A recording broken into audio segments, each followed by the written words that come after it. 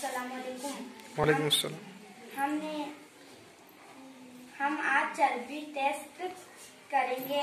हमने यहाँ पर तीन चीजें ली हैं। ये मूंगफली का पाउडर, सूखा नारियल खिरचा हुआ, सूरजमुखी के बीज का पाउडर। अब हम मूंगफली के कागज को मोड़ेंगे और रगड़ेंगे।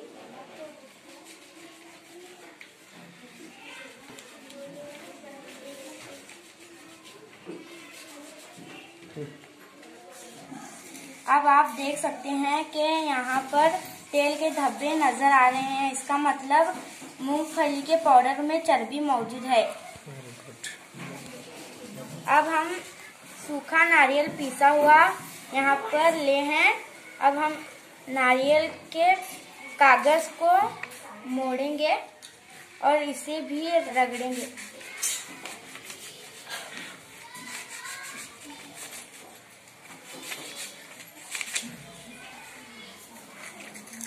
यहाँ पर भी तेल के कुछ धब्बे नजर आ रहे हैं।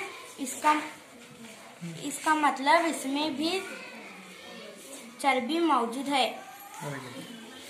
अब हमने सूरजमुखी के बीज का पाउडर लिया है। अब हम कागज को पलटाएंगे और रगड़ेंगे।